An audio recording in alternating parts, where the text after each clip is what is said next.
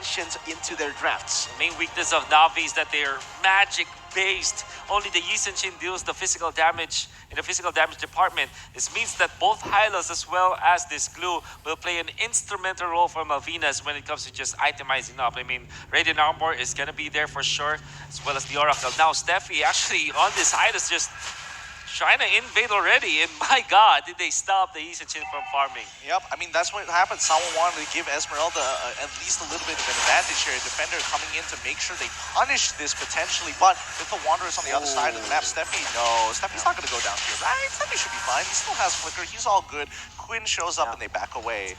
Gotta say though, that is a Chad move by Steffi.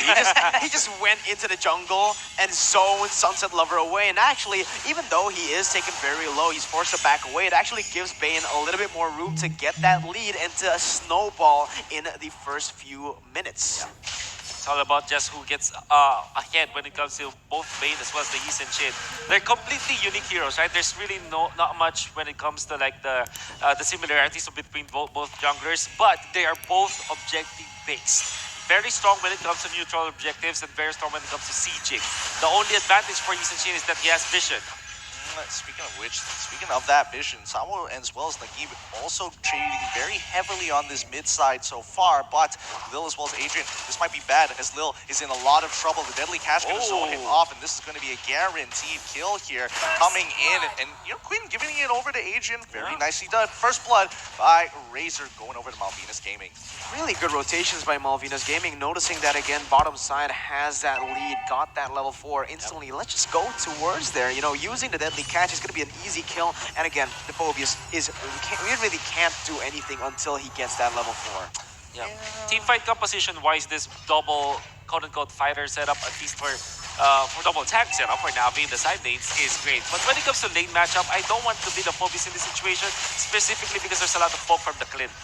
Here comes Singh, he's going to go into the split for buy some time, he ends up dying just in time as Nagib has naturally countered that glue perfectly, but they do lose Esmeralda in the process. Deadly Catch has already come out as Nagib is going to be dropping down his ult to put as much damage on towards the board. Sunset Lover, he manages to take the turtle just in time. Nagib sacrifices his life for the greater good, and you can see that Lil in the middle of this fight with Steffi so far. Sawo bails him out of that situation as Harley is going to clear up top side. Hey, Faramis Pride though! That was really good by the Faramis earlier on, but again, I feel like even though they got the turtle, it was still worth it for Malvinas Gaming. They were able to get a lot of that damage done, and actually, they got the really good trade. I think it was a 3-for-1 just now. Now, let's take a look at the items. For the 300 goldie that Malvinas has taken away, what can they do? Well, they can tank up, that's for sure. What they need to do now is to just wait for this Bane almost all the time. And the way that they can make the space for the Clint is to make their mid lane trio stronger. Yep, speaking of stronger here, Quinn already be dropping down. It's going to be the Mountain Shocker, which opens things up, giving the Vision. Sawa sacrifices life more higher here as Nagib is going to be dropping down his ult, but it's going to enable the rest. Adrian is in some trouble. Don't dash, my guy. If not, it's going to be the Demonic Force that has already crippled Quinn. Can he get for a little bit more? They could go for this dive, but it's so far 3v2. Sunset Lover and Lil will walk away. Again, very, very intelligent by Malvinas Gaming, and especially by Adrian, knowing the limits. Again, he lived with 1 HP. This kid is insane mechanically. You can see honestly, what is it called? The instinct from this guy? How he doesn't even calculate these fights.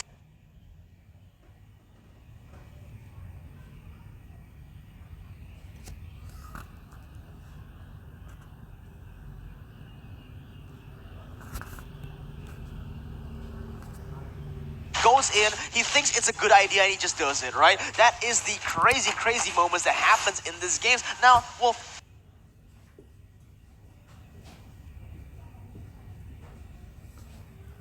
break it down. Instant replay for sure. The Bounty Shower providing the vision allows Nagib as well as Sao to dive through, and that bait kill is so important for the setup for Navi.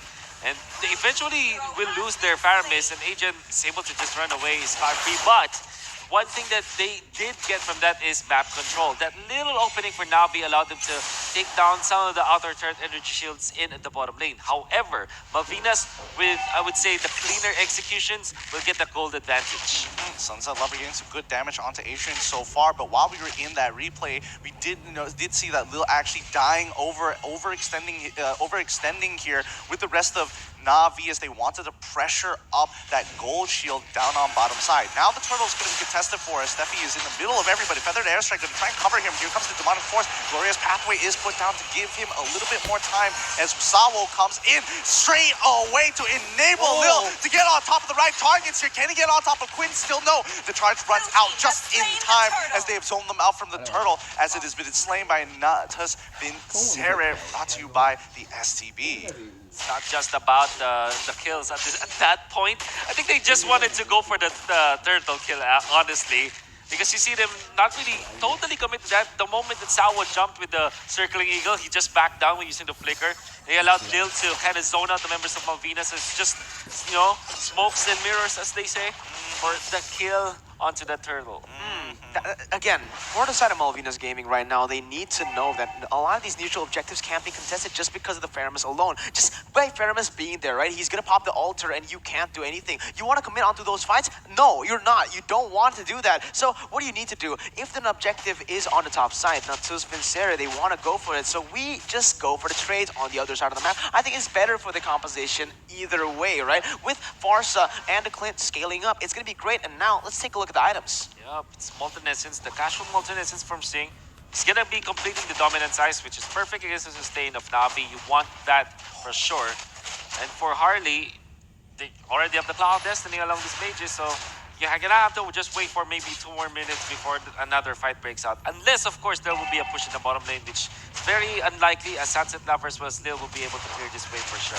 Oh, look at that. Deadly Catch already out to potentially summon something or at least prevent a dive down on bot side to get that first tower here. But so far, both are just pushing and pulling, looking for positions on each other. That was a very, very tense moment for both Navi and Malvinas Gaming. Huge. That was a huge moment right there, all right? Just a little poke like that can make a huge difference, especially considering that, again, Navi wants to be playing for these objectives that is coming up in 10 seconds. They need to start poking in. They need to start denting this huge threat in Malvinas Gaming. If not, again, like I said, it is just going to be an all-out fight, but Navi, they've chosen to go bot side. Here comes the Circling Eagle to get onto Adrian as they dive in straight away. Demonic Force happens once, but can they get it a second time? No, they don't find him. Rock target, Lil. He goes down. Nagib is the next to fall, and even though he drops his ult, is not in time to get Lil back up to get into that fight. Oh, that's so unfortunate here. Good punish coming in from either side, but notice on top, they're already getting an initial push. As I said, guys, Navi, what they want to do is use the Faramus to control neutral objectives.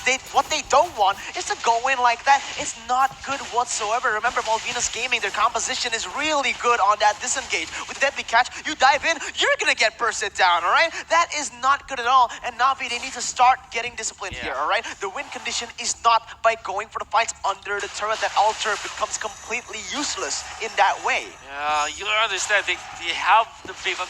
They know that they are tanky, but not under the turret. They were so focused into taking down Adrian, and even though they were able to get a kill to Adrian, they traded for 2. Here comes Sawa once again engaging on towards Harley's side. Demonic Force is going to force him out. He's going to go straight on top of him. Can he secure the kill?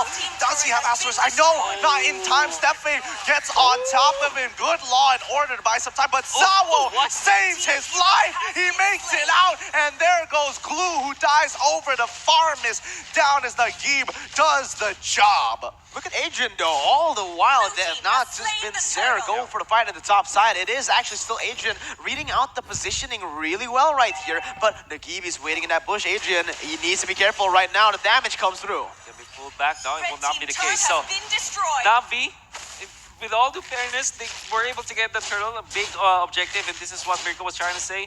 Neutral objectives is the key. Yes. I want to say, though, Steffi played that well. He popped the Glorious Pathway and also clipped that Phobius as he jumped. If not for the great guiding wind coming out from Sawo, I'm pretty sure that Lil will be duly punished as he was stunned under the second tier turret of Malvinas. Wonderful play coming out from Steffi, but even better, the guiding wind coming out from Sawo.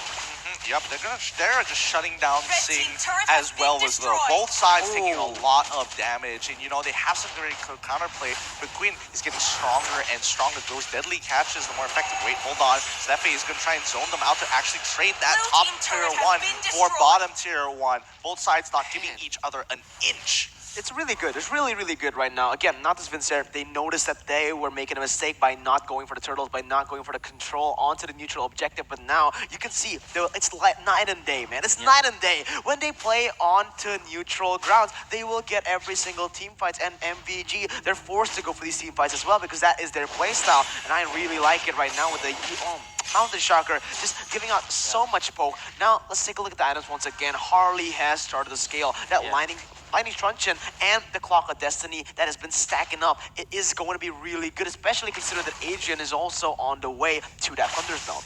I'm really just so happy to see that it's pretty even across the map. I mean, there's a little bit of gold lead for Navi, but it's almost all the same. And even the junglers, as you're seeing, they went in for the same set of items as their first two items. Like the War Axe into the Blade of Despair means that they really just want to deal the damage against heroes when it comes to the poke, but most importantly, focus on taking those objectives. And so far, Navi has been pretty good at taking these turtles, 3 turtles to 0. They've been doing a really good job overall, but now Malvina's game wants to go for bigger fish. They want to get the Lord this time around, but every single time you see the Mountain Chakra, they start backing away, and they keep recently purchasing the Glaive. It's going to be tough, especially for Singh, who's been punished by Nagib multiple times at this point. It's just not possible for Malvina's gaming to go for these neutral objectives. What they need to do at this point is either look for a pick first before they go into that neutral objective fight, or they just completely ignore it and go for the turrets, go for the objectives. Because again, in these situations, or maybe they can just catch the game before it even starts. Oh, Lord takes him out, but there goes Steffi. They trade 1 for 1 so far as Sawo goes in on towards Quinn's side, but Lil can't get onto the fight just yet. It's not looking good so far, and Nagib continuing to be an absolute nuisance for the time being, but here it comes. Singh, he's back. Nagib is already in shreds down. Oh, the split slit. Lord has been slain by Malvina's gaming, but Defender is looking to punish anybody as he goes in for the flank. Falling Star Moon gets on top of Queen, and it's not looking good so far. Sawo is going to ensure that the chase will continue. Sunset Lover doesn't want to go any further than this as Harley. He's going to get out of the Wings by Wings, but the Astra's Eye is going to take him outside of the map. That was beautiful by Malvinas at first, but Navi finishes it off with a banger of a fight, man. They played it perfectly, even though it was Nagib picked off, right? Nagib was picked off, but the members of Navi, they know how to play it, and they're gonna go in again. Yep, on top of Adrian so far, it's gonna be the glorious pathway that gives him that space, but Defender is so strong right now. But where is Farmers? Where is Nagib? Can he get on top of Singh? No, it really does not matter. He's already given up his life, and now he can only do it a little too late. The timing of his death, a little too much. But with Lord pushing, Navi has to back away, deal with the situation. Such a close game. Imagine this, Navi committing the mistake, just really jumping in front of Malvinas. Malvinas punishing them for it, eventually gets the Lord. And then Navi, because Nagib, because of his passive already, was up already, even after the death, they were able to just pull it through. I mean, obviously, Malvinas still takes out the